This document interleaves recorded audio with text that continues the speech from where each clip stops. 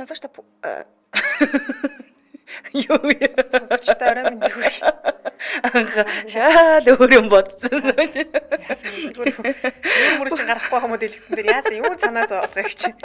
Тайвшралтай. За бүгдэнд нарийн мэндийг хүргэе. Дэлхийн монголчуудын эмжил радио 88.1-оос 7 хоногийн давгаас баасан гаргийн 20 цаг 10 минутаас хүргэж байгаа хоол болтол хов зугаа оройтой шаршуу нэвтрүүлгийн 2025 оны 3 сарын 25-ны мигмар гарагийн дугаар шууд хүрэхэд бэлэн болоод байна. Студид хөтлөгч Ханцаа Амийн найруулагчаар өндрөх нар ажиллаж байна. За нэвтрүүлгийн хамтраалагчаар Аялахад алс хязгаар үгүй 70 жилийн түүхтэй Жуулчин компани аяллаа хөтөлбөрөд мөн интернет имлэг хамтран ажиллаж байна. Бэлзэн хонодтой үчимд хүргэе. За бүгдэнд нь үчимд хүргэе. Гэхдээ харж амжаагүй бэлзэн хонодтойгоо одоо үйд ачихгүй гэдтэй. Хов бариад ирлээ. Баахан ховтол сууж байна. Бөөхөө. За өнөөдөр танилцуулах алдартай лгоо шууд орцгоё. За хамаагч маань ямар мэдээлэл бэлтгэсэн бэ?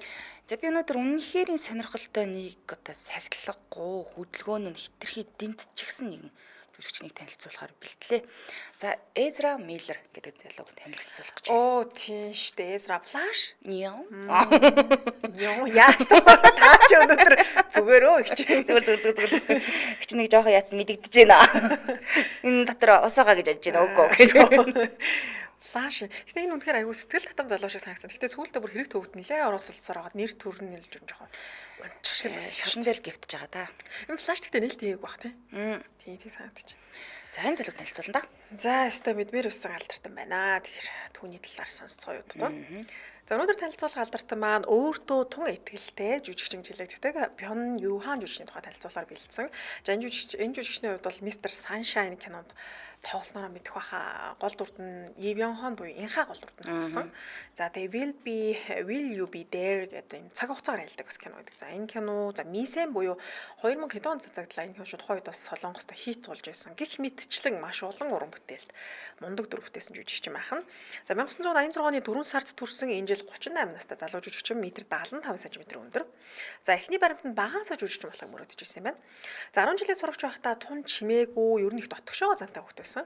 Тэгээд санамсаргүй байдлаар аав нь пастор юм билээ. За санамсаргүй байдлаар сүмийн жүжиг тоглоод тэгээд тэр үед их сонирхолтой мэдрэмж авсан гинэ. Ер нь их тийм хүн чинь мэрэгчлээ болох нэг тийм мэдрэмж орж ирд юм шүү. Энэ л мөн дөө гэдэг үү? Тань тиймэрхүү орж ирж ирсэн гэж байдгүй шүү дээ. Надад бас ингээд эхний нэвтрүүлэг хөтлөнгүүд тэгэл нүдэнд гал асаа бодлоо. За энгийн үедээ их гацаж ярддаг гэнэ л дээ. Тэгсэн чинь тайзан дээр гараад өөрийн мэдлгүүрээс ямар ч гацаж тугдрахгүйгээр яриадсан. Тэгээд энэ бол үнэхээр би хийх ёстой зүйл юм байна. Би жүжигчин болох ёстой байна гэсэн дүгнэлтэнд хүрсэн.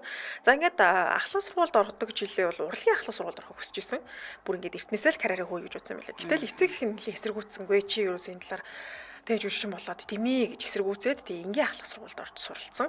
За ямар ч тач ахлах сургуульд байхдаа хятад руу сурахаар яваад тэндээ их сургууль нэлээд олон зүйлсийг сурсан гинэ.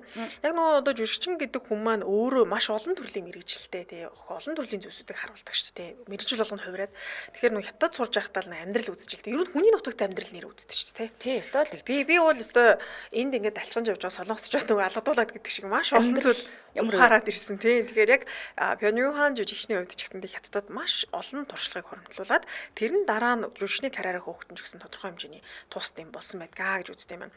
За тэгээ хятадд сурж байгаа солонгостоо эргэж ирснийхээ дараа цэрэг татагдсан гинэ. За яагаад гинтэн цэрэг татагдсан бэ гэхээр нэг өдөр аав нь холбогдож миний хөө аав нь чамд бэлэг өгмөр байна гэж хэлсэн гинэ. Тэгэхээр яах вэ? За аав бэлэг өгөх чинь ер нь гэр бүлийнтэйгээ уулзъя гэдэг ингээд солонгос руу буцсан. Тэгсэн аав нь өөдөөс нь цэргийн зарлан дууд хууцыг барьсан. За бэлэг гэдэг. Тэгээ шууд цэрэг сөрхий бэлэг өгсөн биш тий. За тэгээ цэрэг татагдсныхаа дараа урлагийн сургуульд илсэн орох гэд жүжигэл тал дээр маш бэлтгэсэн. Түүний эмэгтэй дүүн киноны зохиолчор ажилладаг юм байна. Тийм учраас маш олон төрлийн киноны зохиолуудыг ахтай явуулсан. Ах нь цэргийн албанд бол ингээд одоо бараал хэвээр юм жүжигчсэн тоглолт гэдэг шиг ганцаараа л ингээл жүжиглээл бэлдээл байдаг байсан тухайга сүүлд UKS нэвтрүүлэлд орох үед ярьсан байлаа. За тэгээ цэргээс чөлөөгөр гарч ирэхдээ шалралтанд орж исэн. Тэгээ шалралтнаас унсан ч гэсэндээ өөрийгөө л нэлийн тайтруулдаг гэж би ч одоо цэрэгт байгаа юм шүү дээ. Бүрэн бэлтгэлтэй биш байх чинь тэгээ яахт ингээл унчлаа гэдэг. Тэгээ үүний дараа цэрэгт байхдаа цуглуулсан мөнгөөрөө жүжиг сургалтанд бүртгүүлээд за үүнээс 5 сарын дараа урлагийн сургуульд тэнцээ орж чадсан байдаг. Тэгэхээр ер нь үнэхээр ийм авьяас чадвартай хүн юм болоо да. Тэрнээс шинэ сургууль тэнцэнэ гэдэг чинь бас ламаргүй шүү дээ. Тийм ээ тий. За ингээд ахлах сургууль байхасаа Солонгосын урлагийн сургуульд тэнцэж ортлоо эцэг хийгээ тасралтгүй өөрийнхөө мөрөөдлийгдээ зөвшөөрөх ингээд ятгсан маань би жүжигчин болмоор аав ээж гэгээд. За ингэж нэлээд хичээсний эцэст 25 наснда цэргээс халагдаад урлагийн сургуульд их сургуулийн оюутан болж чадсан. За тэрээр их сургуульд суралцж байхдаа маш олон богино хэмжээний уран бүтээлд тоглож туршлага хуримтлуулсан юм байлээ. За бүр 1 жилийн дотор 30 гаруй бүтээл тоглосон гэж. Гэхдээ энэ бол яг нь богино хэмжээний уран бүтээл л дээ. Тэгээд шуудхан өөрөө бодсон юм байна. Шуудхан бүрэн хэмжээний ийм том салбар руу ороо явчих юм бол миний хувьд одоо жүжиглэлт маань маш муу байгаа. Тэгэхээр би ер нь гологдох. Тэгэхээр наан тэ богино хэмжээний уран бүтээл тоглож өөрийгөө сороод ер нь бол өөрийгөө илүү чадахжуулж хагаад энэ том салбар руу дэлгэцийн уран бүтээл рүү орё гэж шийдсэн юм байна. За тэгээд хэдийгээр тухайн үед өөрт нь бол маш хэцүү байсан гэдэг ярьж байгаа. Гэхдээ хөл дээрээ босох тэр одоо туршлагыг олгосон гэх юм уу? Тийм л юм те суралцаал явчихж байгаа шүү. Ер нь гэхдээ туршлагатай байж ижил бас чадварчин л та тий. За ингээд 2014 онд хит драма болох нээлттэйсэн Мисен гэд комик цувралаас сэтгэлэн бүтээсэн олон ангид кинонд Хан Согюл гэд энэ дүрийг маш чадварлаг бүтээгээд үзэгчдэд өөрийгөө таниулж чадсан. Гэхдээ энэ Мисен гэдэг олон ангид кинонд шалгарсан түүхэн ч гэсэн бас их сонирхолтой мэлээ. Хандаа бол юусэн ингээд чадахгүй болоо та гэж бодож байсан чинь найруулагч нь энэ хүнийг тоглоулъя гэж бодсон байсан гэл яг нэг юм найруулагч ч одоо ямар нэгэн уран бүтээл үзэхээр за энэ юу нэг тажиж жүжигч юм байна да гэдэг хараад авчтай байна шүү дээ. Тэгээд дараа нь энэ хүмүүс маань яг нөө тэр уран бүтээлийн шалгуултанд ороод тэгээд тэнцсэн. Гэхдээ тэр үед бол өөртөө итгэл нь бас нэлээд хэцүү л болсон байсан юм байна. Тэгээд энэ бүтээлд тоглосноор тэр өөртөө итгэл нь сэргээд за тэгээд бүтээлийн чийт туснаар өөрийгөө хүмүүст бас таниулж чадсан байх нь. Ундаг өнөө.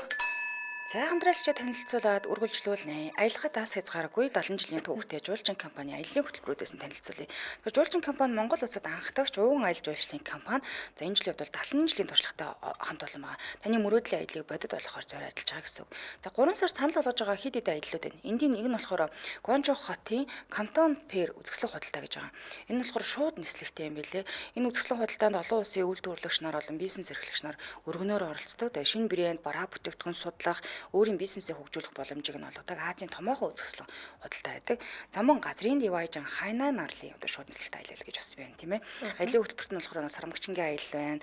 Агаарын левтер аялж гин. За BJ Grand шоу үзчихин. Далайн эрэг дээр амраган Атлантис усан паркт тоглох зэрэг багтсан байна. За 2025 онд ирч хүчээ цэнэглэх үүднээс манайхан бас Пуко Карлын шууд нислэгтэй аяллыг сонирхоод үзээрэй. Гэр бүлээрээ аялахад хамгийн тохиромжтой хөтөлбөрийн дагуу Win Wonder Park болон Ocean World шүрэн арал Сапари амтны хүрээлэн хотын аялал за Венецийн гэрлийн шоу гэх мэтчлэн үнэхээр яг хүүхдүүдэд үзүүлж болохоор тэг гэр бүлээрээ сонирхож болох гоё хөтөлбөрүүдийг оруулсан юм байна. За Туркийн 3 хотын гайхамшиг мэдэх аялал байгаа юм байна. За энэхүү аяллаа хөтөлбөр Анталиагийн далайн эрэг Анталиа руу бас бид хэд очсон Памуккалегийн халуун аршаа Стамбулын түүхэн дурсгалт газрууд багтсан байгаа маань. За аяллалын бүрийн одоо үнд нь багтсан зүйлс нь юу юм гэдэг ихээр нислэгийн тий зонгосны буудлын такс нь багтсан байна. Хөтөлбөр заагдсан зочид буудлаах нь за хөтөлбөр заагдсан хоол үзүүрүүд аялагчийн ээж бүрэн даатгал хүртэл орсон байдаг. Тэгэхээр одоо аялаа дараа төлөх боломжтой. Тэгэхээр нэг банк болон зээлийн аппликейшнийг үйлчлэгээ талаар дэлгэрэнгүй мэдээлэл авъя гэвэл жуулчин компани Facebook хуудас бол хандаа дээрээс нь 7288 1212 7288 1212 дугаараас илүү дэлгэрэнгүй мэдээлэл аваарай. За хаяг барьшны хувьд Улаанбаатар хот элчингийн гудамж Мика зочид буудлын баруун талд юм байна. Жуулчин компани байр. За тэгээ байшин дээрээ жуулчин гэсэн том хаягтай. За энэ барилгын 2 давхар байрлаж байгаа. Яг байна. За утсан сая хэллээ тийм ээ 7288 12 12 7288 1212 сошиал хэрэг нь болохоор жуулчин цэг имэн гэж хааргаад ирэн. За мөн болохоор жуулчин компани аялахад алс хязгааргүй гэж тавил гараад ирхнэ. Баярлалаа хамтран ажилласан аялахад алс хязгааргүй 70 жилийн түүхтэй жуулчин компани аяллаа хөтөлбөрөд хамтран ажиллалаа. Баярлалаа. За дараагийн мэдээлэл рүү орцгоё. Алдарч жүжигчин Пён Юханы тухай танилцуулж байгаа. За өөртөө тун ихтгэлтэй жүжигчин гэж хэлэгддэг. За 2022 онд нээлттэй хийсэн хит бүтээл болох Hansan Rising Dragon гэдэг бүтээл Японы ерөнхий командлагч буюу Японы хүний дүрийг маш чадварлаг бүтээсэн гинэ. Японоор яриад ер нь бол айхтрал дүр үлээ. За тэгээ жүжигчин маань уг бүтээлээрээ Blue Dragon Film Awards-аас шилдэг эрэгтэй туслах дүрийн шагналыг нэр төртөгөөр авч чадсан. За тэгээ жүжигчин маань шагнал авсныхаа дараа хэлсэн үг нь маш олон хүмүүсийн анхаарлыг татсан. Яагаад тэгэхээр шагналаа авчаад ингээ манай хил мэлээ гаргаал шууд микрофон дээр очингууд би энэ шагналыг авна гэдэг мэдчихсэн ингээл аюу гоё хэлж байгаа. Энэ угсаа минийх гэж хөвчлэн бодъё л доо. За миссийн тэмцээн дээр ч гэсэн тэгээд ер нь бүх юм дээр гэдэг чинь би энийг авъя гэж бодно. Би сте үнэхээр өөрийгөө ийм авна гэж бодог. Надад томдсон шагнал байна гэдэг. Манай хүн болохоор гарч ирэнгүүтээ би энийг угсаа авна гэдэг би мэдчихсэн. Би анханасаа мэдрээдсэн ингээ гараад ирэх хүмүүс мэдээж нэлээ гайхсан. Тэгээд өргөжлүүлээд маш олон жүжигчид кино зураг авалтын багийнхан яг л одоо дайнд оролцож байгаа юм шиг зураг авалтын талбай бол үнэхээр юм дайн шиг байсан. Тэгээд хэрвээ зураг авалт хийсэн үе рүүгээ дахиж буцаад тэ энэ уран бүтээл тоглох уу гэх юм бол би бол үгүй гэж хэлнэ. Ингэжсэнээс би цэрэг дахиад явсан гэх. Бүр цэрэгээс амар байсан байх юм шүү дээ. Тэгэхээр тийм их хэмжээний зүйлстэй одоо ирч хүчийг л тэр уран бүтээлийн одоо кинодад зарцуулсан гэсэн үг. Тэгээд төгсгөлд нь дахиад төрсөн ч би жүжигчин болохыг хүсэх болно гэж хэлээд дуусна. Гэтэ би энэ шагнал ард дуусна нэр хэлсэн үгийг нь бол ерөөхдөө товчлцсан шүү. Товчлоод нэг иймэрхүү зүйл ярьсан. Тэгэхээр хэр баргийн хүн гэж ярихгүй шүү. Би баргийн энэ уран бүтээл тоглохгүй гэсэн дургаас цэрэгтэй дахиад явсан дээр шүү. Тэгээд энэ угаасаа миний шагнал байсан гэж үгээд. Дээшээ доошоо гэх юм уу? Тэгээд яг яагаад одоо тэр би энэ шагналыг авахаа мэдчихсэн бэ гэж хэлсэн гэхээр энэ уран бүтээлд бол маш олон хүмүүс хөл хөдөлмөрөөр зарцуулсан буюу энэ шагналыг би ганцаараа авч байгаа ш. Ийм гоё уран бүтээл гаргасан хүмүүсийн шагнал гэж үзсэн юм байлээ л те. За тэгээд дээрэс нь хүмүүст худлаа хэлхийг бас хүсээгүй. Үнэхээр би энэ шагналыг авахаа мэдчихсэн. Тэгээ би мэдчихснаа л би хэлсэн гэж байгаа. Тэгээд тэгсэн ээж нь дараа нь мессеж утсан маань шагналаар тусны дараа би ингэж болж байгаа юм уу да миний хүү буюу те жахан дараа төлөв байгаа ч ээжээ гэсэн утгатай мессеж үлдээсэн. Тэгээд баг одоо хүн болгонлтэй шагналаа аваад чинь би мэдгүйсэн гэж хэлчих хүүн гарч ирэнгүүтэл би мэдсэн юм аа гэчихэр хүний хувьд санаа зовсон бигүй чи одоо оддын өвчин гэдэг чи жоохон дараа төлөв бай гэд. Энд жүжигчин залуу миний үуч харсан гэхээр за ээж ганц л удаа намайг хараад үз чи ганцхан л дааштай гэж хэлсэн байдаг. За тэгээ ер нь энэ бүтээлээрээ маш олон шагналыг авсан юм бил. Бараг 6 байсан баха. Нэлээд олон шагналыг авсан гэсэн үг. Тэгэхээр тэр хэмжээгээр үнэхээр чадварлаг дүрээ бүтээж чадсан байна. За дараагийн баримт нь кинотойгоо салах ус хийсэн түүхийг танилцуулъя. За 2014 онд цацагдсан хит драма болох тэр Мисен гэдэг бүтээл байгаа шүү дээ. За энэ бүтээл бол яг үнэхээр хүмүүс сонирхоод үзүүл гоёхаа компани ажилчид ер нь яг юм өөрөө захирал бол биш шүү дээ тийм ажилчид тийм хүний доор ажиллах чиг ямар байдгүй гэдэг энэ киноноос л өстой жинхэнэ ойлгуулна. Тэгэхээр чи солонгосч одоо нэг хайсаван гээл баахан ингээ төрийн албан хаагч юм уу хувь компани ажилчид байгаа шүү дээ. Тэдний бүр ингээ сэтгэл зүрхийг хөдөлгөж чадсан юм бүтээл болсон л доо. За тэгээд энэ хит бүтээл тоглоод нэр хүндтэй болоод өөрийгөө таниулсан чинь 2015 оноос шууд гол дүр тоглоод гэсэн. Энэ бүтээл дээр чинь туслах дүр байсан шүү дээ. Зөв. Тэгээ 2015 онд тоглосон тэр гол дүрд тоглосон гэдэг кино болохоор Хуучин найз охидын клуб гэдэг нэртэй. За тэгээ хүмүүс бол яа манай хүнчдээс те туслах дүрээс ингээд шууд тодорхойл гол дүрлөө ороод ирлээ штэ гэл ингээд маш сайнаар харсан. Гэтэл жүжигчний хувьд тухайн тоглосон бүтээл нь хугацаанаас өмнө дууссан гинэ. 16 ангитай кино юм байлаа уг нь. За 16 ангитай кинонд таналт хийгдээд 12 дугаар анги дээр дууссан. 4 анги байхгүй л. Тийм. Тэгээ зайлшгүй үзэгчтэйгээ өөрөө хэлж байгаа. Би баяртай ч гэж хэлж чадаагүй гэж байгаа байхгүй. Яа тэгэхээр би 16 ангийн зохиол аваад те би 16 ангид тоглоно гэж бодсон. Тэгээ дээрэс нь анхных нь голдуу шүү дээ. Тэгээ зохиолоо аваад ингэж байжсэн чинь гэртээ багт нэлсэн байхгүй. Энэ кино ч дууссан шүү гэ. Тэгээд гэртээ байсан учраас одоо юу тэр үзэгчтэйгээ те бараг сүүлийн ангиж салах ус хийх боломжгүй буюу 12 дугаар анги дээр ингээд дууссан. Ёстой гинтийн явдал болсон гэж хэлдэг. Өөрөө ч гэсэн ер нь ингээд эрт ингээд дуусна гэдэг чинь ёстой л гинтийн юм болдго юм байлээ. Өрөөж мдэггүй гэж байгаа. Тийм өөрөөх нь хэлж байгаа ийм зүйл тохиолдсон одоо сэтгэлийн шарах авалгүй тасралтгүй хөл дээрээ буцаад босох хэрэгтэй л дээ манахаа гэдэг ч хэлээ. Тэр хөдөөс нэр үнэхээр ямарсан л бах те. Ямар ч хүн гол дүрдэн тоглосон чинь нөгөө кино ядчаад яагаад ингээд эрт дууссан мэхээр үзэлт байхгүй. Үзэлт аюу муутай. Тэгээ одоо эн чинь нөгөө хөрөнгө оруулалт гээл тэр тухайн телевизээс гаргаж байгаа маш олон юмнууд байгаа ш. Тэгэхээр чинь үзэлт муу хаан бол тэгээд цаашаа зураг авалт дахиад одоо илүү хүмүүс гарна ш. Тэгээ ингээ баг ингээд шахаад 16 ангиас 14 дугаар анги дээр нь 12 дугаар анги дээр нь дууссан юм бэл. Тийм л юу зарлаг гаргаад байсан учраас хаачих юм тий. Гэхдээ тий андаа зайлвал өөрөө бол сэтгэл санаагаар нэлээд унсан гэсэн тий. Гэтэ яхаа би бол хөл дээр игээд боссон гэж хэлсэн байдаг. За дараагийн баримт нь хичээсэн биш буруутсан түүх байна. За 2024 оны дундуур жүжигчин залуу хөлөө гэмтээсэн бололтой гипстэй явж байгааг нь маш олон шүтэн бичигчид нь хараад санаа зовсон хөл гараа яатсан болоо гэд. За тэгсэн энэ гэмтэл нь саяхны гэмтэл биш гинэ. Нилээн дээр үед гэмтсэн түүнийгээ саяхан эмчлүүлээд хагалгаанд орсон юм байна. За одоогоос бараг 10 гаруй жилийн өмнө жүжигчнэр дөнгөж л одоо танигдж эхэлж явах үедээ юм байна. Ястой юм маш олон төрлийн ингээд бүтээл тоглохыг хүсэж ийсэн. Тэгээ нүү дөнгөж танигдаж эхэлж ийсэн учраас сайн жүжиглэх хичээж л дээ. Жижигхэн дүрээсэн ч гэсэндээ чин сэтгэлээсээ аль чадхаараа л ингээд тоглоё гэж бодсон. Тэгээд нэг юм комеди жанрын бүтээл тоглож байхдаа хүмүүсийг инээлэх хэрэгтэй байсан юм байна. Тэгээд яг уу одоо нүү жүжигчид чинь текст уншаад дээрэс нь ингээд нэмэлт зүйлсүүдийг хийдэж штэ. Тэгээ манай юу гэж бодсон бэ гэхээр ингээд өсөрч очоод мод өшгөлээ л гэж бодож л тээ. Эхэл сүртэл болох. Эхэл сүртэл нэг зүйл хийгээл. Тэгээд тэр үзэгдэл тоглосны дараа тэнд байсан зураг авалтын баг. Өө өстой гоё юм сонирхолтой боллоо. Саяных гоё ингээл инээлдэл хүн болгоо ингээл инээсэн. Харин жүжигчин Пянюханы хувьд бол инээж чадаагүй. Яагаад тэгэхээр хөл нь хөдөлгөөн болчих. Хөлөө гимтэж байгаа юм. Хөлөө гимтээсэн. За тэгтээ түүнийг бол мэдэгдүүлэхгүй байх гэжээс яа тэр зураг авалт үргэлжлэн тий гимтчих юм бол ингээ хасагдчих штэ. Тийм учраас чимээг хүн хөлөө чирж яваад ариун цэврээр онд очоод ингээ оймсоо тайлаа харсан чи хөл нь айлээ хавтцсан байсан. Тэгээд тухайн үед нэг их сургууль суралцж исэн Пак Жонмин гэдэг жүжигчин дуудаад намайг ирээд аваач гэдэг. Ингээ хамтдаа имлэг рүү явсан чинь хөлөө хугалцсан байсан. Балраа. Тэгээд зураг авалтаа үргэлжлүүлэх ямарч боломжгүй одоо эмч болоос чи зураг авалтанд орж болохгүй хөлчим амар болцсон байна гэж хэлсэн. За гисэн хэдий ч залуу хүн байсан учраас за би хөлөө эмчлүүлээд те зүгээр хэвтгүү эсвэл би дараагийн уран бүтээлдээ тоглоод те амьдралаа бодох уу гэх. Тэгээ ямар шийдвэр гаргасан бэ гэхээр тасралтгүй уран бүтээлдээ тоглосон.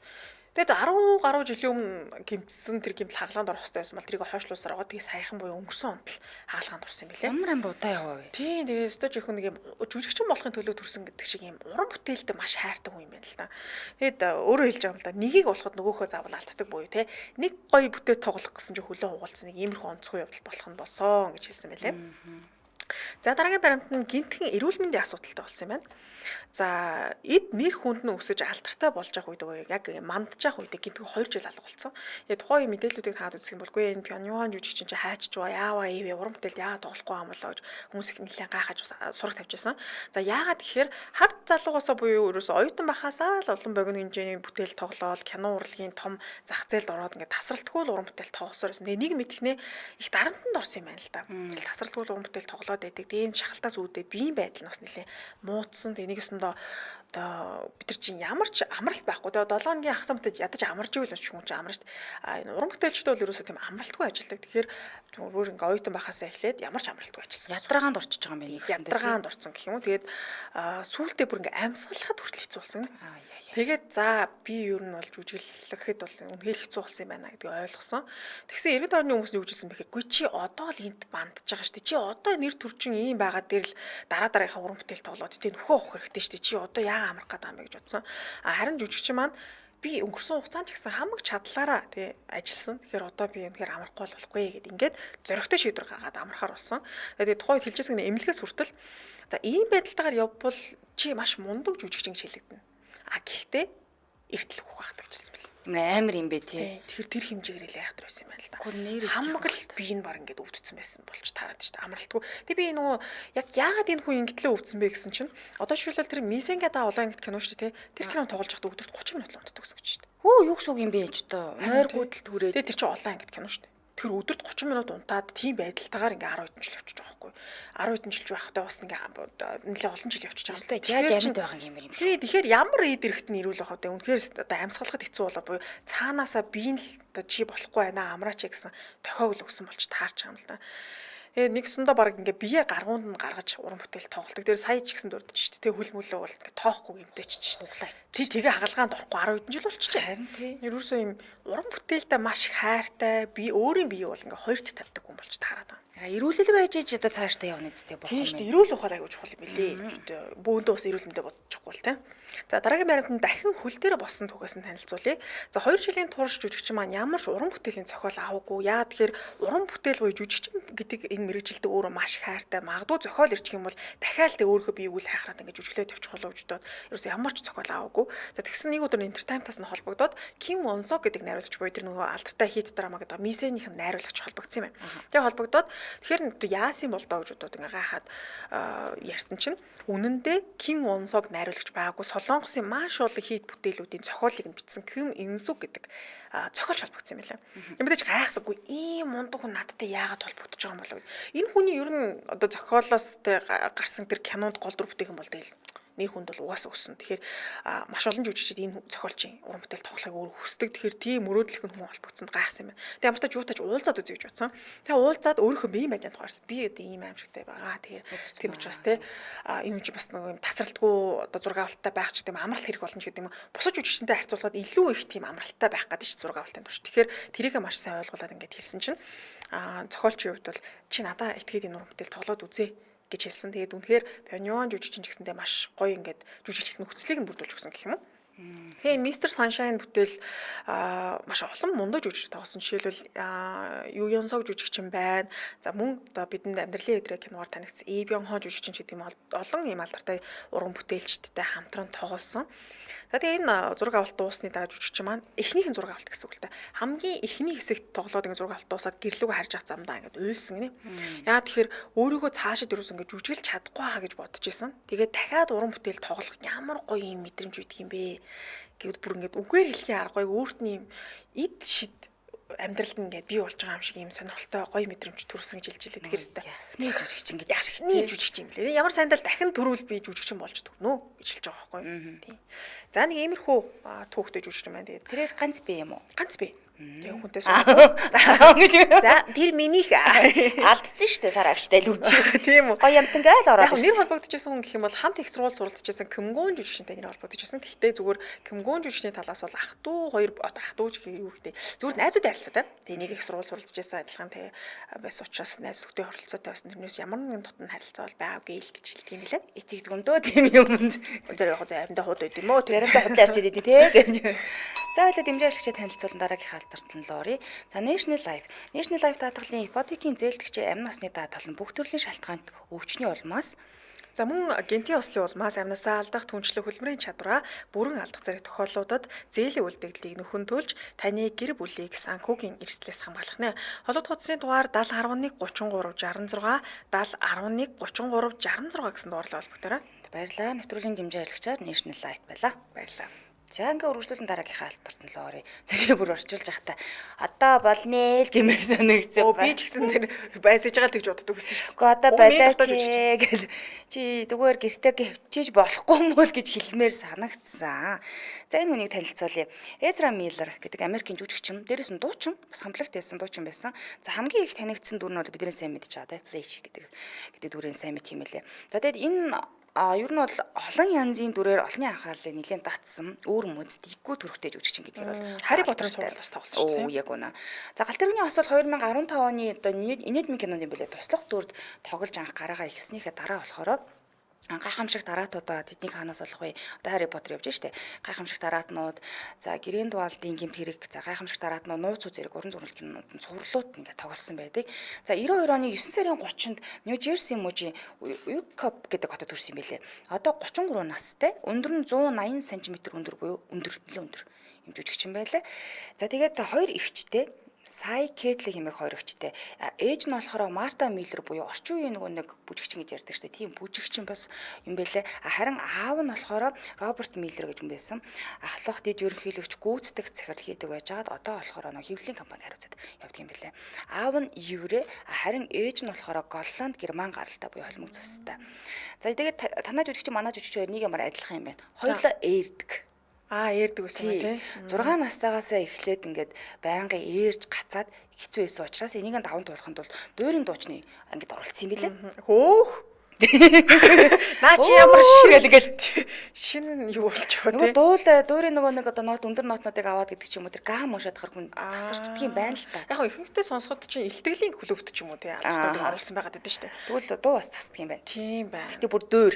Өстой сонирхолтой. Дуурийн дуучны одоо ингээд оролт сургаж эхэлсэн байгаа байхгүй. Тэгээд багаасаа урлаг татагдчихсэн. 6 настаас хойш дуурайар сураад энэ дуурийн нэг жүжигт бүр гол бүр дүрд мөр тоглож исэн юм билээ шүү. Урлаг татагдсан хөгжим, дуур, бүжиг, жүжиг гэд маш олон зүйлд одоо сонирхолтой юм хөгжсөн байгаа. Зөвхөн багаасаа л нэлийн хөдөлгөөнтэй. За нэг тийм уламжлалт одоо нөгөө нэг хүмүүжүүлэх юу гэдгийг баримт гэдэг юм ч юм уу ийм тийм дүрм гэсэн юм ерөөсө таардаггүй, даах дурггүй хөдөлгөөнтэй хөгжсөн байгаа.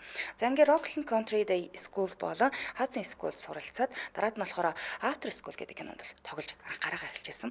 За тэгээд Bard College-д 6 сар суралцсан юм билээ. 6 сарын турш суралцаад жүжигчнийхээ карьераа бүтэн цагаар өргөжлүүлэхийн тулд 16 настайд сургуулаа бол ерөөхдөө орхицсон байдаг. За тэгээд дараад нь болохоор We Need to Talk About Kevin кинод болохоор сонгогдоод жүжигчин болох карьер нь ер нь бол эрт эхэлсэн 16 настайгаас жүжигчин болоод эхэлсэн юм байна. Багасаа эхэлсэн гэсэн. Тийм. Тэгээд анхны кино нь болохоор гол дүр тоглосон кино нь болохоор 2008 онд гарсан After School гэдэг кино нь уянгийн сэтгэл зүйн драма юм кино юм байлээ. Энэ Эзрагийн дүрийн хадын гэдсэн чинь Роберт гэдэг залуугийн дүр тоглосон. Тэгээд дотор байрны сурдаг сургуулийн сурагч байгаа юм л да. Санамсаргүй байдлаар хоёр сурагч охины үхэлтэй холбоотой бичлэг хийгээд авчиж байгаа. Энэ үйл явдал нь болохоор түүнийг маш их шаналлд оруулна. Хүнхэл харц зүүн чинь шаналаад сэтгэл зүйн асуудалтай болж эхэлж байгааг харагдах юм лээ. Тэгээ энэ одоо дүр тоглосноор шүүмжлэгчдийн анхаарлыг татсан. Энэ хүүхэд чинь Гвэм ирээдүйтэй жүжигчин юм байна гэдгийг харуулж чадсан байдаг. За тэгээд энэ киноноос хойш Эзрагийн Миллерийн хувьд болохоор уянгийн гүн одоо сэтгэл зүйтэй дүрүүдэд их гарчсан гэж ярьд юм байна. Тэгээд маш өндөр мэдрэмжтэй жүжигчин гэдгээр нь олон хүн тодорхойлдог гэсэн. Ер нь бол дотоод мэдрэх үгээ их гаргадаг.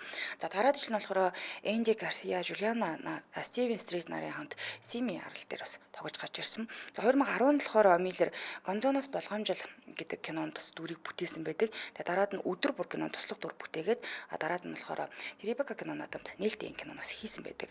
За дараа нь Америкийн зохиолч Ленол Шраверийн 2003 онд гарсан ижил нэртэй романоос эдэлсэн Лим Эмсингийн найруулсан Телта Саунтан Жон Рейли нартай хамтарсан BBC киногийн Бид Кевиний тухай ярих хэрэгтэй бас кинонд тоглосон байдаг.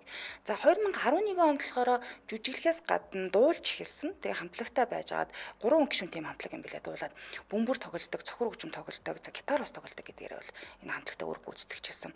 За ингээ 2019 онд болохоор эдний хамтлаг нөгөө Pussycat Dolls хамтлаг ба шүү дээ. Тэрний Doncha гэдэг дууны cover-ыг гаргаад Миллер өөрөө клипэнд нас тогсон байт юм билээ. Нэлээд бас алдартай болж исэн. Ингээ 2023 онд гарсан тийм ээ Flash кинонд би дасан киноны дүрж тоглосон байдаг. За 20 оны 12 сард болохоор Миллер Стивен Кингийн ижил нэртэй зохиолоос эдэлсэн Paramount Lewis-ийн The Stand цуврал киноноос дүр бүтээсэн байдаг. За тэгвэл уран бүтээлийн хувьд бол ингэж болж байгаа. Би одоо хувийн амьдралын хамгийн гоё. Яг надад чинь үлээгээд нэг чинь тийм танилцуулъя.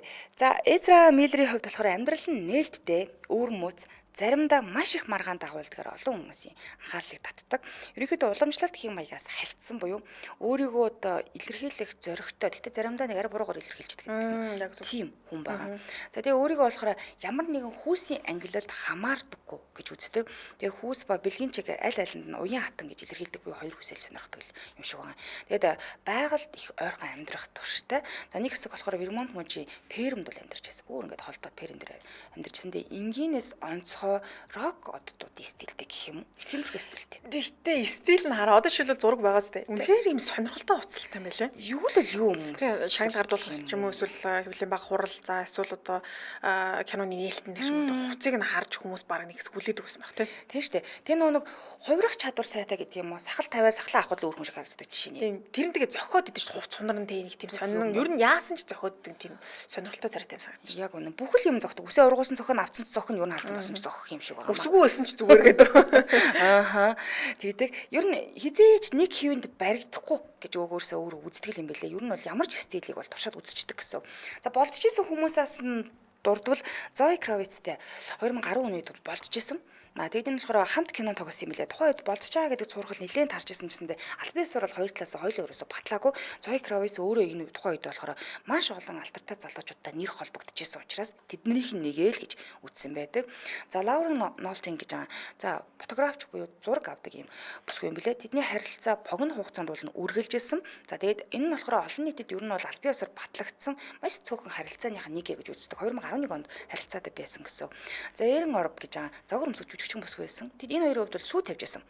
Гэхдээ сүүгээ цуцалсан. Үүнээс хойш бол Эзра урт хугацааны харилцаанд орохдоо ер нь бол их болгоомжилж ханддаг болсон юм билээ. Нэг уулзаа салаад ч юм ингээ одоо тэрнээс гол нэг тийм удаан харилцаатай бүсгүүчүүдтэй байхгүй гэсэн. За 2018 онд болохоор MeToo хөдөлгөөн байна шүү дээ, тийм. Хөдөлгөөнийг дэмжиж нэрээ нууцсан нэгэн Холливуудын продюсер найруулагчтай холбоотой нэг нууцыг дийлгэсэн. Яасан гэдгсэн чинь тэд нар намайг ингээ өрөөндө дуудсан. Тэгээ өрөөнд нь яваад орсон чинь надад дарс өгсөн. Тухайн үед би насанд хүрээгүй байсан. Тэд надад юу гэж асуусан чинь хөөе Эзра чи энэ гей хувьсгалын тухай нэг юм кинонд тоглох уу гэж асуусан гинэ. Одоо гей дүр тоглох уу гэдэг. Тэгтэн би үгүй та нар бол мангасууд гэж хэлээд бүрнээс нь гарч байсан буюу ер нь бас нэг тийм хүчрхийлэлт энэ төр хүртүүлчих гээл үзэж л ийсэн юм бэл. За тэгжсэн. За сэтгцийн эрүүл мэнд асуудалтай. Дээрээс нь амьдралын нэг чухал бас олонний анхаарлын төвд байдаг сэдвүүн нь болчиход байгаа юм. Яг тэгэхээр сүүлийн жилүүдэд хэд хэдэн маргаантай үйлдэл гаргасан. Дараад нь сэтгцийн эрүүл мэндийн асуудалтайгаа тэмцэж байгаа гэдэг албан ёсоор олон нийтэд зарлалцсан байна. 2019 онд аав ээж нь салсан юм билээ. За одоо 2 тишөө болоход нь энэний дараа бол дөхөнд тусаа мэлрийн сэтгцийн эрүүл мэндийн байдал муудаж эхэлсэн гэж ярьсан ч гэсэндэ тэдний хэвлэлийн төлөөлөгч болохоор энэ аав ээжийн салтаас бол сэтгцийн эрүүл мэнд нь муудаагүй гэж ингээ үтсэн. За албан ёсны сэтгцийн талаар мэдээлэл болохоор 22 оны 8 сард одоо бүр өөрөө мэдээлэл гаргасан. Нэр үгсийн гэхээр сүүлийн үед надад одоо хүнд хэцүү үед тулгарсан. Би сэтгцийн асуудалтайгаа тэмцэж байгаа гэдэг хүлээн зөвшөөрөөд эмчилгээг хийлгэж эхэлсэн. Өнгөрсөн үйлдэлүүдийн төлөө бүгднгээс нь уучлалт гуя Эзра Миллер гэж бичсэн байсан. Тэгвэл ямар үйлдэл хийчихэд ингээ хүмүүсээс уучлалт гуугаад байсан юм бэ гэдгийг бас хүргэе тийм ээ. Хамтраалагчид танилцуулъя. За хамтраалагчаар интермед эмнэлэг хамтран ажиллаж байна. Интермед төвийн эмнэлгийн дурангийн төвөнд онцлогоо эмчилгээ хяналтыг цогцоор нь хийж байгаа. Тэгэхээр та ер нь хамгийн сүүлд хизээ өрлөө ер нь өнгөс юм би. Хавар боллоо, ядарж гин тий. Тэгэхээр нэг үзүүлсэн дээр хаа өөрийн дотоод эрхтэнлэгөө хизээ өнгөж харсан бэ. Тэрийг нэг бодоорой. Монгол улс 100 мянган хүн тутам тохиолдох ходоодны одоо хавдрын өвчлөлийн дугаар дэлхийд бас тэргүүлээд ингэ явж байгаа. Илэг ходоод юу гэдэг энийг тэргүүлдэг юм байна л та. Тэгээд одоо жишээ нь 10 хүний 7 ходоодны асуудалтай. Тэгэхээр өөрийгөө шалгуулад нэг үзэх хэрэгтэй. Ходоодны хавдрын 75% нь эрт үедээ бүрийн эмчлэгдэх боломжтой байдаг. Иймд ходоодны дуран 40 нас хүрсэн л та 2 жил тутамд заавал хийх ёстой юм. Бид хэд бас сая үзүүлээд ер нь жоохон ходоодны асуудалтай л бодлоо. Бид ч нэг жоохон тохирохгүй хоол хүнс хэрлээд идэм байж тээ. Одоо ч нэг сонголт ихсэн болохоор гэрүүл хоол гэхээс илүүтэйгээр буруу хоолтыг бол хийгээд идэг юм байна. Тэгэхээр ходоодоо бас хайрлах шаардлагатай байна. За давуу талаас нь дурдах юм бол нэг цэг төвлөрсөн 5 тухтай аюулгүй орчинтой байдаг. За үйлчлэл өвчлөлөгчд зовир багтай тайвшруулахтай дуран сонгох боломжтой байдгаар давуу талтай. За мэрэгчсэн туршлагатай эмнэлэг 100 баг ажилладаг. За сүүлийн үеийн дурангийн ээж бүртэл тоног төхөөрөмжтэй. За олон улсын болон дотоодын стандартын дагуу ариутгал хадваргүйжүүлэлт хийж нэг удаагийн багаж хэрэгсэл ашигладаг байна. За энэ бол мэдээж маш чухал шүү дээ. За тэгээ хувь хүний онцлог тохирсон эрүүл амьдралын дэглэм, зөв хоолтын мэргэжлийн зөвлөгөө гэдгийг өгдөг юм байна. Бүдүүн гэдэсний хор тавдрын 90% нь эрт үедээ онцлоод эмчлэх боломжтой байдаг учраас ер нь ямар ч өвчин байсан эртэл оншилжвал эмчилгээ урд аавна. Тэгэхээр та 45 нас хүрсэн л бол 5 жил тутамдаа бүдүүн шүлэн гэдэсний дуран шинжилгээг заавал хийлгэхийг зөвлөдөг юм билээ шүү. Заяг байршлын хувьд болохоор хаан улдүрг 19 дугаар ороо Чингисийн өргөнжлөөд интермед эмнэлэг байрлаж байгаа нэ. Холбогд хуудасны дугаар 77 тэгник 1111 77 тэгник 1111 гэсэн дугаар л холбогдорой. Сошиал хаяг нь интермед цэг юм ингээд хайхараараа зэрэгний баярлалаа хамтраажсан интермед эмнэлэг байлаа. Баярлалаа. За ингээд энэ жүжигчний маргаан дагуулсан асуудал руу бүгдээрээ орё тийм ээ. За энэ мэдээлэл нь юунаас болоод хийцэн гэдгсэн чинь сүүлийн үеийн баривчлахаа танхаарал зэрэг олон асуудлын араас гарсан байдаг. За гинт зан авирыг өөрчлөлтөд орж эхэлсэн. Гинт маш ууртай болсон. Тэгээд танхаарч эхэлсэн. Ерөөд өөрийгөө хинч тага болж эхэлсэн. Бусдыг хянах, айлган сүрдүүлэхтэй төстөө үйлдэлүүд нэлээд гаргасан байдаг. Тэгээд хачин ойлгомжгүй үйлдэлүүдийг нэлээд гаргаж ирсэн юм. Энэ одоо яг эрүүл байгаа даа л гэж бодогдохоор үйлдэлүүдийг хийж эхэлсэн. Тэгээ эдгээр сэтгцийн докторгоо байдалтай нь холбоотой байж болцсошгүй юм да гэж хэвлээ дүгнжижсэн. Дүгнжсэн ч гэсэндээ өөрөө бол аль биесээр мэдээлэл хийх байсан. Гэтэ одоо бол яг мэрэгжлийн эмчийн одоо тусламж аваад эмчлүүлж байгаа юм бэлээ. Тэгээд киноны баг ч гэсэн түүнийг дэмжиж байгаа гэсэн тухай байдаг. За сэтгэл хөдлөлийнхаа тухай юу гэж хэлсэн гэсэн чинь надад маш их сэтгэл хөдлөл, маш их хайр, бас маш их айдас байдаг а миний дотор. Би тэр бүгдтэйгээ найзлаад бүгдийг нь ойлгохыг хичээж байгаа буюу ер нь өөрөө өөрийгөө ойлгохыг одоо оролдож байгаа гэх юм уу да. За инсайдерийн мэдээснээр Миллер 2022 оны ихээр болохоор Ku Klux Klan болон албаны мөрдөх товчооны гишүүд өөрийг нь дагаж байна гэж төсөөлж эхэлсэн. Эндээсээ болоод энэ болгоомжлынхаа дагуу сум нэвтэрдгүй хантаац байнга өмсгсөн. Тэгээд дор хаяж өөртөө биедээ нэг галт зэвсэг байнга авч явах болсон байдаг. За ингээ 22 оны 1 сарын 27-нд Миллер Instagram дээр хойд одоо Каролинагийн тэр хотод үйл ажиллагаа явуулж байгаа Ku Klux Klan-ы гишүүдэд заналцсан мэт дүрс бичлэг нийтлсэн байдаг. Тэгээд энэний дараа болохоор 22 оны 8 сарын 15-нд болохоор Миллерийн төлөөлөгч нь сэтгүүлд мэдээлэл хийгээд за өмнө нь гаргасан үйлдлийн төлөө уучлал гуйгаад тэд саяхан хүчтэй сэтгэлийн хямралыг одоо дуулсан сэтгцийн эрүүл мэндийн нарийн төвөгтэй асуудлуудыг эмчилж эхэлсэн учраас ойлгоорой гэж бас гуйсан байдаг юм билээ. За хууль эрх зүйн асуудал руу нөрөө тийм ээ. 2011 оны 6 сарын 28-нд Пенсильвани Питтсбург The Perks of Being a Wallflower киноны зураг авалттай байх үеэр түүний зорчиж явсан машиныг цагдаа нар шалгасан байдаг зогсоогоод тэгэхэд 20 г харт ямаг машинаас нь олдсон. Гэвч дараа нь шүүхээс үүнийг хэрэгсэхгүй болгоод ёс зүйн доголдолтой гэх шалтгаанаар $600 торгуулт төлүүлээд өнгөрүүлж ирсэн юм билээ. За хамгийн гол нь энэний дараа юу гэж мэдээлэл хийсэн гэсэн чинь би тэр тамхины савыг нуух ямар шаардлага байхгүй шүү дээ. Учир нь эн чинь ердөө мэдрэхүүд одоо юу гэдэг нь мэдрэхүүг нөлөөлдөг гим ховоргүй бол ургамлын гаралтай бодис шүү дээ гэж хэлж олон хүмүүс юм. Бас дургуутслыг Тэр нь бол буруу зүйл хэрэгжилж байгаа гэж бодоогүй л гэсэн үг шүү дээ. Бодоогүй юу н өөрийнхөө буруу хүлээгээгүй л Тийм байна. гэсэн үг юм байлээ. За ингээд 2020 оны 4 сард болохоор Исландд танхаарсан. За нэг баарны гадаа Эзра Миллер нэг эмэгтэйг барьж аваад боож унгасан бичлэг цацгдсан. За тэгсэн тэрийг болохоор тэр баарны ажилтан л бичсэн юм байлээ л те. Тэгээд дүрсийн харангуудаа за энэ Эзра Миллер байна гэдгийг тодорхойлоод хэрэг явдлын дараа ажилтнууд түүнийг тайвшруулж тэндээсээ гаргаж явуулсан байдаг. За хууль эрх зүйн хувьд бол аль бие усны ялт төлөвлөөгүй ч гэсэндээ олон нийтийн шүүмжлэлт дагуулсан. Энэ бол анхныхан тохиолдол болсон. Эмэгтэй үнийг одоо барьж аваад боогод унгачиж шүү дээ. Тэр нэлийн юм болсон. За дараагийнх нь Хавайд маш том хэрэг дэгдээсэн. 22 оны 3 сард болсон үйл явдал байгаа л да. За 22 оны 3 сард болохоор Миллер Хавай арал дээр амарч исэн байна. Ингээ 3 сарын 7-наас 28-ны хооронд Миллерийг шатхуун түгээх станц дээр хүмүүсийн бичлэгийг шалтгаангүйгээр хийж дагавсан тийм ээ. Ямар ч хамаагүй хүмүүсийн бичлэг хийгээл юм уу мараал ингээд исэн мөлий. Тэгээд таарсан хүмүүстэйгээ маргалдсан. Гэх мэт янз бүрийн жижиг зөрчлийн улмаас цагдаад 10 удаа түүний талаар гомдол мэдүүлсэн байдаг. Энэ хүн чинь зүгээр ахгүй наа гэдэг. За ингээ 3 дугаар сарын 28-нд Миллер Хило хотод баривчилсан байт юм бэлээ. За тэгсэн Миллер караоке баарланд үйлчлүүлэгчдийг харааж доромжуулсан. Дараад нь үйлчлүүлэгчтэй баг барьцалтж аваад маргалдсан гэж цагдаа нар мэдээлсэн байлээ. Тэгээд Миллерийг эмх замбраагүй байдал үүсгэсэн танхаарсан хэрэгээр буруутгачихсан. Түүнийг баривчлах үеэр болохоор Миллер тэднийг та нар одоо хууль бусаар намайг авчин гадуурах чинь те намайг яда яалаа гэж ингээд би яагаачгүй гэж ингэж хэлсэн байт юм бэлээ. Тэгээ энэ дээрээс нь нэмээд цагдаагийн офицерууд танаа зүв бусаар харьцсан гэж одоо гэмт хэрэг буруутгагдсан байт юм бэлээ. За энэ караоке баарны одоо үйл ажиллагааны үеэр Эзра дуулж байсан эмэгтэй рүү хашгирч эхэлсэн. Учир утгагүйгээр орилж эхэлсэн. Тэгээд дуур нүрс юм яасан микрофон шидсэн. Тэр эмэгтэй рүү шидээд үнэлэн бас юм бэлээ. Тэгээд бусдын ширээг очиж ингээд цохиж авч маа тэр үнийг орж ирэх чадсан юм болсон. Энэний улмаасаа баривчлагдаад 500 долларын торгуул төлсөн байдаг. За ингээд шоронд орсон байгаа тийм ээ түр хориход орсон байгаа. Тэгсэн 3 хоногийн дараа эхнэр нөхөр хоёрыг айлхан сүр дүүсэн.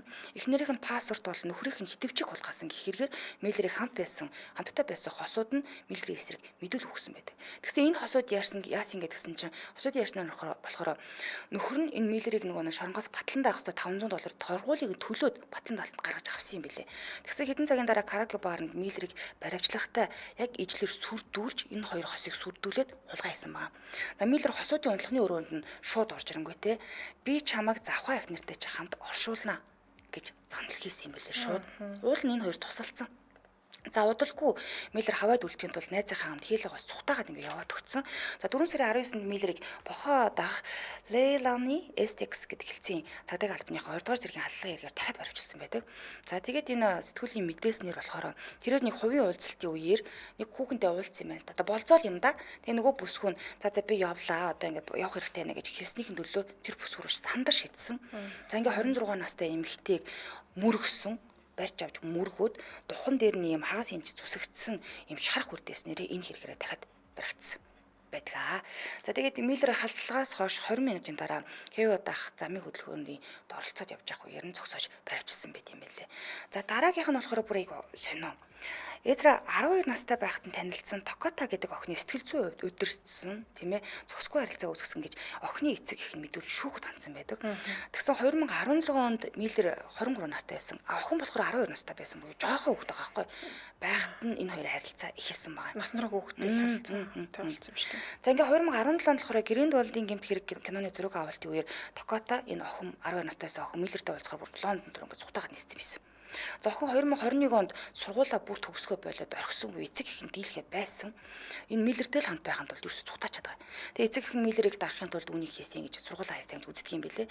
Ингээд шүүхийн баримт бичигт Миллер охиных нь бид хохиролд үүсгэсэн буюу хүчирхийлэл үйлдэлсэн. За түүнийг тархийг нь угааж залилсан гэж мэдэгдсэн байлаа. Токота охины эцэг нь хожим Миллерийн эсрэг байнгын хамгаалалт авахыг оролцсон ч гэсэндээ эцэс нь үүнийг бол бас хэрэгсэхгүй болгосон. Эзра болохоор энэ хэргийн өөрөө бол би тийм юм хийгээгүй гэж үгүйсгэсэн юм байлээ. Токота охин ч гэсэн өөрөө түүнийг хамгаалсан мэдээлэл хийсэн буюу миний тархийг угаагаагүй би одоо бараг л өөрөө л дурандаа л явсан ухааны юм ярьсан юм байлээ. Тэгээд энэ хэрэг ерөнхийдөө ямар ч хэрэгсэхгүй болсон, гомдол гаргаагүй учраас хууль зүйн хувьд бол ял онох боломжгүй болоод тэгтээ маш их шүүмжлэлийг дагуулсан байдаг. Тийм бай тий. Угаасаа бас түрүүгүй 12 настай тэгээд тухайн үед өөрөө 23 таа байсан гэхэр чинь. Тийм. Чөдө хүүхэд шүү дээ тий. Тэгээд мэдээж тарих угаалт явагдсан л болж тараслалт нь хийсэн байж тий. За энэ зүгээр наад зах нь энэ энгийн юм байла. За гэр бүлийн ферм дээрх галт зэвсэг гэдэг нэг юм асуудал үүссэн. 22-ны 6 сарын 16-ны өдөр Миллер нэг хурш эмэгтэйн гэр бүлийг занал хийсэн. Хүүхдэд нь зохисгүй зан гаргасан учраас Миллерийг дарамтлахаас төр зур урьдчилан сэргийлэх тушаал гаргуулж өгөхийг ээж болон түүний 12 настай хүүхэд хүссэн байдаг. Цагтаад яасан гэдгсэн чинь Миллер уурандаа буу тулгасан. Хурш рүүгээ за хүүхдэдийн 100 бусаар хайрцаж хүчээр твэрсэн үгзүнд нь хамаагүй хүрсэн гэдгийг нь тэр хүүхд өөрөө баталсан. Ээж хүүхд 12 настай хүүхд тахгүй. Энд чинь эрэгтэй хүүхд шүү дээ. Тэгээд ээж энийг ээж нь баталсан тэр хүүхд өөрөө баталсан. Хуршин хүртэл баталсан байдаг. За хүүхдийн ээж нь тэр сэтгүүл төслийн ярилцлаганд болохоор Миллер энэ гэр бүлтэй бол 2 сараас хойш өрнөл холбоотой байгаа. Тэг хүүхдтэй хамт хувцсны брэнд гаргах гад загвар зохион бүтээх ажилд санхүүжилт өгнө. Би ингээ танаа хүүхд санхүүжилт өгөө нэ тэрийг гисэн юм бэлээ. Тэгээд энэ хэрэгт ямар ч эрэггүй хэрэг бол ахаад үүсээгүй. 23 оны 6 сарын 30-ны өдөр уг тушаалыг нь цуцалсан байдаг. За Миллерийн өмгөөлөгч Мариса хэлэхдээ болохоор тэд болон хүүхдийн хооронд бүх уулзалтыг ээжийнхэн санаачлагаар хийсэн штэ. Тэр хоёр хизээч хоёулахна ингээд уулзч суудаа байхгүй. Зөвхөн 2 удаа таарсан. Тэгтээ дандаа насанд хүрсэн хүмүүс айжууд ингээд таарч ирсэн гэдгсэн. За тэгээ Миллер тэр буу тулгасныг үгүйсгээд тушаал гарах үед нь өөрсдийнхөө мэдүүлгийг хамгаалахаар энэ одоо гомдол мэдүүлсэн байгаа ээж хоёр хоёулаа шүүхт ирээгүй учраас энэ хэрэг хэрэгсэхгүй болсон. Ихад. За ингээд Rolling Stone мэдээснээр Миллер 2022 оны 4 сарын дунд үеэс эхлэн Хавай Хило хотод 3 бага насны хүүхэдтэй ганц бие ээжийн хамтаар Вермонт мужи Стэнфордтайх Миллерийн фермд хамтдаа амьдарч эхэлсэн байдаг. За олон их сурвалж тухайлбал хүүхдийн төрсэн аавынх нь одоо хүүхдүүдийн тийм ээ төрсэн аавынх нь хэлснээр яасан гэхээр хүүхдүүд маш аюултай орчинд амьдарч байсан гинэ. Тэдний гэрт нь буу, сум, хаасаагүй хөглөрөөд ингээд байж байдаг. Хүүхдүүдийг хинч ч өдөр буу сумд хүрч болохоор бүр 1 настай хүүхэд намандаа суул ингээд газар хөвтөжсэн сум хүртэл хийгээд ингээд явж байхын хүртэл биднэ гэдэг. За Миллер тэднийг хүчрхийлсэн учраас хуучин нөхрөөс хамгаалах байр олж өгөхийг ээж нь гуйсан гэж мэдгдсэн байлээ. За тэгээ бас хүүхдүүдийн тэр чихмэл тоглоом руу автомат буу тулгасан бүр. Тэгээд мөн агаар жуулдаггүй өрөөнд хүүхдүүдийн хажууд хар тамхи татсан. Тэгээд тэрийг ганцаараа биш олон хүмүүстэй нийлж хэрэгэлсэн гэсэн мэдүүлэг өгсөн ба. Тэр дундаас нэг гэрч гарч ирээд хэлэхдээ Миллер тамхины утаа хүүхдүүд рүү үлээж байгааг нь би харсан гэж мэдгдсэн байдаг. Тэгээд Rolling Stone болохоор мөн Миллер хар тамхи тариалах одоо зөвшөөрлөхгүй тийм ээ тарих зөвшөөрлөхгүй хэрнээ томоохон үйл ажиллагаа явуулж байсныг нийлсэн буюу ер нь өөрөө тарьдаг байсан юм бэл. За ингээд 22-ны 8 сарын 6-нд амралтын өдөр Вермонт мужийн цагдаагийн газраас Миллерийн гэрт очиж их хүүхдүүдийг хамгаалтанд авах гэсэн боловч цагдаа болон нийгмийн ажилтнууд хүүхдүүд бол ээжийн байршлыг олж чадаагүй. За Миллер цагдаад хэлэхдээ сүүлийн 2 сарын турш тэр эмэгтэй болон хүүхдүүд надтай хамт байгаагүй гэж хэлсэн ба. Харин тэр ажилтны хэлснээр болохоор Миллертэй маргалцсан. Яагаад тэгэхээр шүүгд өгсөн мэдүүлэгтээ тэр эмэгтэй 22 оны 7 сарын сүүр хүртэл Миллертэй хамт байсныг нотлох зургуудаа олон нийтийн сүлжээнд тогтмол нийтэлж байсан. Энэ нотлох баримтны юм байна гэж гаргаж ирсэн байт. За дараагийнх нь хулгайн гэмт хэрэг хийсэн. 22 оны 8 сарын 7-нд буюу хэдхэн сарын 22-нд л ерөөсөө дараараас хийсэн. Дийлэх нь 22 он гарсан. Яг үнэ. Миллер Вермонт мужи Стэнфорд хотын хулгай хэрэгээр буруутгагдсан. Цагдаагийн тайланд дурдсанаар 22 оны 5 дугаар сард хөршийнхөө хувийн байшингаас архи хулгаасан гэж мэдэгдсэн байдаг. За Миллерийг цагдаа нар болохоор видео хяналтын нөгөө камерын бичлэг байдаг шүү дээ. Энийгээр илрүүлсэн байдаг. Миллер 22 оны 9 сарын 26-нд шүүхэд дуудагдах хэрэгтэй байсан л та. За төлөвлөсөн шүүх хурал болохоос 7 хоногийн өмнө Миллерийн төлөөлөгч энэ байшин чинь Миллерийн багын найз эзэмшилт байдгаа. Ер нь бол таньдаг айлан шүү дээ л гэж бас мэдэгдсэн байдаг юм байна. Хожим шүүх хуралыг 22 оны 10 сарын 17 хүртэл хойшлол татсан байдаг. За тухайн өдөр шүүх хуралдаанд ирсэн эрэгтэй Миллер өөрийгөө буруугүй гэж мэдэгдсэн юм билээ. Юу яриад ам бэ? Би танилында орсон гэж мэдэгдсэн. За энэ хэргийн дараагийн шүүх хуралыг 23 оны 1 сарын 13-нд ихээр тохиолсон байдаг. Төлөвлөсөн шүүх хурал болохоос нэг өдрийн өмнө Миллер хулгайн гэмт хэрэг үйлцсэн юм бурууга өөрөө хүлээмжшүүлсэн байдаг. За ингээд шүүх хурал болох өдөр Миллерийг хууль зөрчсөн хэмжлэг шүүх баталсан байдаг. Вермонт мужийн Беннингтон тойргийн дээд шүүхийн шүүгч Миллерт 12 сарын тэнцээ харгал захиал өгсөн байдаг юм байна. За нэг юм хүрэн да. За баярлалаа. Одоо тэг дэмжлэгээ хэлээд байж байгаа гэсэн. Цаанд хүргийн нэвтрүүлгийн өндөрлөлийн студид хөтлөгч Чанцаа болон АМ-ийн найруулагчаар ундрахнаар ажиллалаа. Нэвтрүүлгийн хамтраалагчаар аялахад бас хязгааргүй 7 жилийн турш жуулчин компанид аялын хөтөлбөрөд мөн интернет эмнэлэг байлаа. Урьдчилан амар цаг нэвтрүүлгээ авсан сонсорой түр баяртай. Баярлалаа.